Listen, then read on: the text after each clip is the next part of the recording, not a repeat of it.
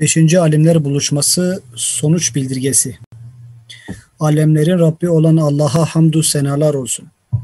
Alemlere rahmet olarak gönderdiği Hz. Muhammed Mustafa'ya, onun ehli beytine, ashabına ve onların yolunu sürdüren müminlere salat ve selam olsun. Bu yıl beşincisini gerçekleştirdiğimiz buluşmamızı korona salgını nedeniyle sanal ortamda yapmak zorunda kaldık. Muhterem katılımcıların kıymetli sunumlarıyla önemli değerlendirmelerin yapıldığı toplantıda aşağıdaki hususlarda mutabık kalınmıştır. Birincisi, korona sonrasında dini hayat açısından iki husus dengede tutulmalıdır. Sağlık tedbirlerine dikkat edilmelidir. Ancak sağlık hassasiyetinin bir panik havası oluşturarak dini şiarları ortadan kaldırmasına müsaade edilmemelidir. Özellikle toplumsal yönü olan camide kılınan vakit namazları, cuma namazı, hac ve ümre ziyaretleri gibi ibadetlerin sağlık tedbirlerine riayet edilerek yerine getirilmesi sağlanmalı ve bu ibadetlerin insanımızın zihin dünyasında oluşturduğu önemi kaybetmesine fırsat verilmemelidir.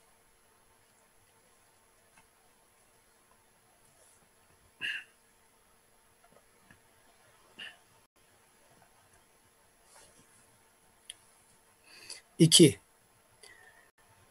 semavi musibetler kimi zaman imtihanın gereği olarak indiği gibi kimi zaman da yaygınlık kazanan günahlar sebebiyle iner.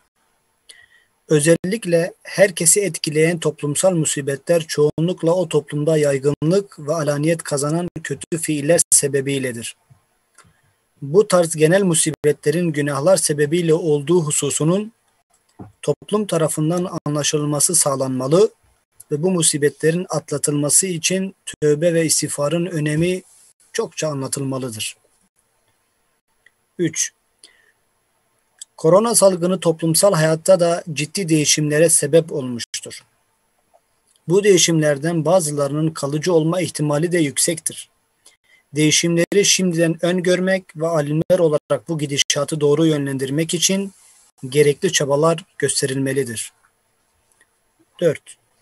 Korona salgını sonrasında yüz yüze iletişimin azaldığı, toplu olarak bir ortamda bulunma fırsatının son derece zayıfladığı bir döneme girmiş bulunuyoruz.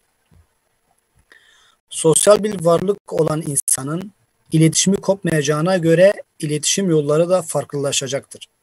Değişen yeni duruma göre tebliğ metodlarını da farklılaştırmak bir zorunluluktur.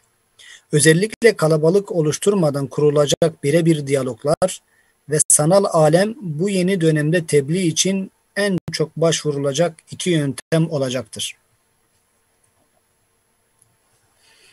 5. Eğitim ve öğretim faaliyetlerinin ve bu kapsamda medrese ve tedris çalışmalarının her şart ve durumda sürdürülmesi bir zorunluluktur.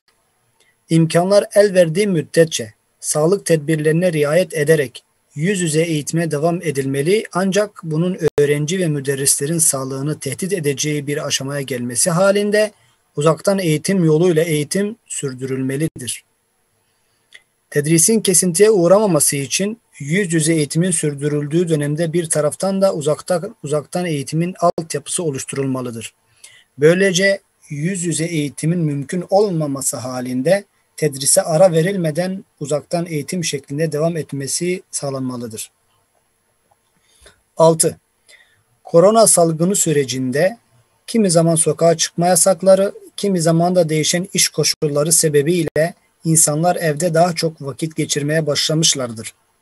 Bu vaktin doğru değerlendirilmemesi halinde evde uzun süre kalmanın ciddi sorunlar ve çatışmalar doğurması tehlikesi de mevcuttur. Bu vakitlerden doğru bir şekilde istifade edilebilmesi bu tehlikeyi bertaraf edecektir. Hem ailenin kaynaşması hem ebeveynlerin çocuklarını belli konularda eğitmesi için bu günler önemli fırsatlar sunmaktadır. Bundan istifade edilmelidir. 7. Fransa merkezli son dönemde batıdan gelen İslam ve Müslümanlara ve akabinde de bizzat İslam peygamberine aleyhissalatü vesselam yönelik saldırıları salt iç politika malzemesi olarak açıklamak mümkün değildir.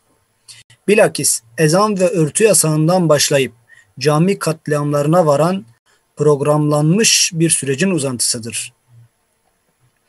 Özellikle de ulema, İslam ve Yüce Peygamberi Aleyhisselatü Vesselam'ı müdafaa hususunda tefrit göstermemeli, ülke idarecilerin çıkarlarına bakmamalı, ayrıca saldırıların asıl sebebi olan Batı insanının İslam'a teveccühünün artması için davet usullerini güncellemelidir. 8. Siyonistlerle normalleşme adı altında yapılan sözde anlaşmalar, bir bütün olarak ümmetin son dönemde karşı karşıya kaldığı en tehlikeli girişimlerdendir. Kudüs davası, Müslümanların asla ihmal ve gaflette bulunamayacağı en önemli meselemizdir. Selahaddin Eyyubi'nin torunları olmakla iftihar eden bizlerin buna herkesten ve her zamankinden daha fazla ehemmiyet vermemiz bir zorunluluktur. Velhamdülillahi Rabbil alemin.